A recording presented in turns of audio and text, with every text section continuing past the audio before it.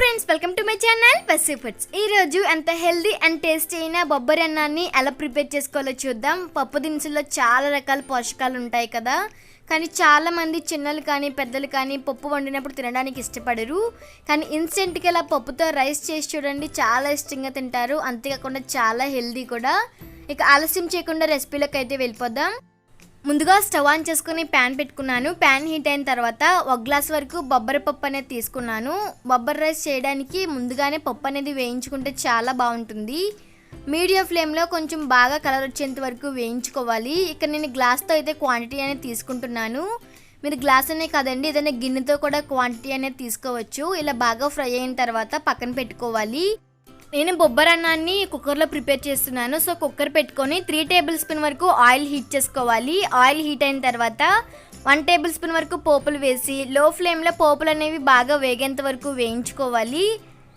పోపులు అనేవి కొంచెం ఎక్కువగా ఉంటే తినడానికి కూడా చాలా బాగుంటుంది. ఇవి కొంచెం వేగిన తర్వాత 2-3 ఎండుమిర్చి, అలాగే 1/2 టీ స్పూన్ జీలకర్ర కూడా వేసి జీలకర్ర అనేది చిటపటమనేంత వరకు వేయించుకోవాలి. ఎండుమిర్చి అనేది బాగా వేగితే ఫ్లేవర్ అనేది చాలా బాగుంటుంది.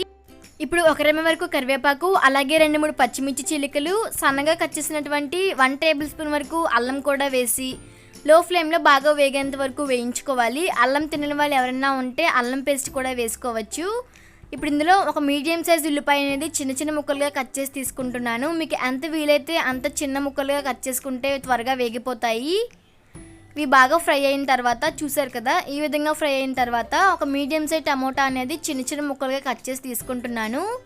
ఇవి కూడా బాగా వేగి మెత్తబడేంత వరకు వేయించుకోవాలి. మీరు కావాలంటే క్యాప్సికమ్ కూడా ఇక్కడ యాడ్ చేసుకోవచ్చు.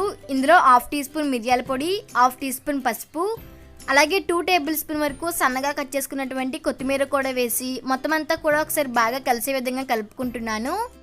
ఇప్పుడు ఇందులో ముందుగా ఫ్రై చేసుకున్నటువంటి బొబ్బరి పప్పు అనేది వేస్తున్నాను. అలాగే బొబ్బరి పప్పు దేంతో తీసుకున్నానో అదే గ్లాస్తో రైస్ కూడా యాడ్ చేసుకుంటున్నాను. ఇక నేను రైస్ అనేది కడగటం లేదు. ఒకవేళ మీరు రేషన్ బియ్యం కనుక తీసుకున్నట్లయితే ఒకసారి వాష్ చేసుకొని వాటర్ మొత్తం అంతా పోయిన తర్వాత యాడ్ చేసుకోవచ్చు. మొత్తం అంతా కూడా ఒకసారి బాగా కలిపిన తర్వాత ఇందులో వాటర్ అనేది యాడ్ చేస్తున్నాను. ఏ గ్లాస్తో అయితే బియ్యం తీసుకున్నారో అదే గ్లాస్తో ఒక 4 గ్లాస్ వరకు వాటర్ అనేది తీసుకుంటే సరిపోతుంది. 4 గ్లాస్ వాటర్ అనేది పర్ఫెక్ట్గా ఉంటుందండి, మరి ఎక్కువగా కూడా యాడ్ చేయని అవసరం లేదు.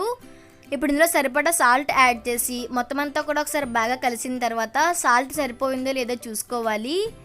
చూసిన తర్వాత కుక్కర్ మూత అనేది పెట్టుకొని మీడియం ఫ్లేమ్లో ఉంచి ఒక 3 విజిల్స్ వచ్చేంత వరకు ఉంటే సరిపోతుంది. ఎక్కువగా ఉండనవసరం లేదు.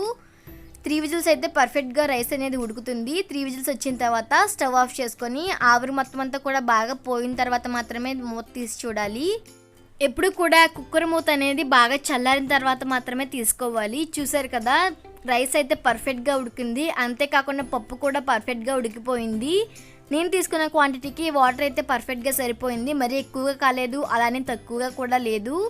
చాలా సింపుల్ అండ్ ఈజీగా బొబ్బరి అన్నం అయితే ప్రిపేర్ అయిపోయింది కదా. సో మీరు కూడా తప్పకుండా ట్రై చేసి చూడండి, పిల్లలకైతే చాలా నచ్చుతుంది. డైరెక్ట్గా పప్పు అనేది అన్నంలో వేసి అయితే తినలేరు కదా. సో ఇన్స్టెంట్గా ఇలా రైస్ చేసి పెట్టండి, చాలా ఇష్టంగా తింటారు. ఈ వీడియో కనుక నచ్చినట్లయితే లైక్ చేయండి, షేర్ చేయండి, అలాగే నా ఛానల్ని సబ్స్క్రైబ్ చేయడం మర్చిపోవద్దు.